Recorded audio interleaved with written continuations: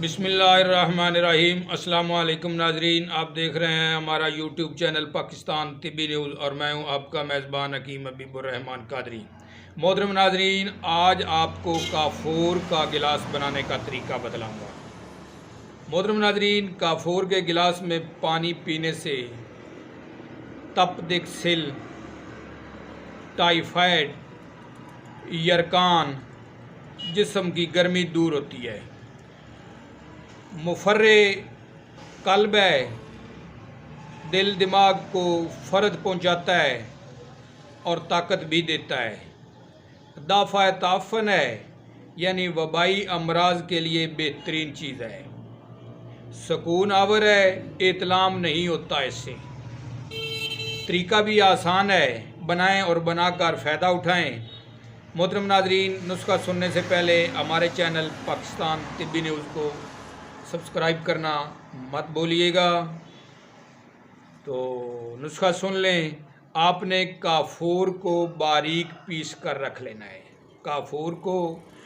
काफूर आपने बारीक पीस लेना है। फिर मिट्टी का गिलास किसी कुम्हार से बनवा लें। 1 पाव काफूर का सफ़ूफ किसी लोहे के तवे पर डालकर ऊपर मिट्टी का गिलास ऊंधा रख दें ताकि तमाम काफूर गिलास के नीचे आ जाए और गिलास का मुंह गीली मिट्टी से तवे के साथ जोड़ दें ताकि हवा ना निकले। बस अब तवे के नीचे निहायत धीमी आग जलाएं। मिट्टी के गिलास पर पानी से भिगोकर निचड़ा हुआ कपड़ा रखें। जब सूख जाए तो दोबारा पानी में तर करके रखें।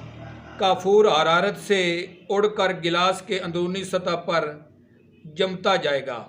थोड़ी देर के बाद तवे को हिलाकर देखें। ऐसे अगर तमाम काफूर उड़कर गिलास के अंदर लग चुका हो तो तवे को उतार कर सर्द करें और मिट्टी के गिलास को आहिस्तगी से उठाकर पानी की बाल्टी में रखें।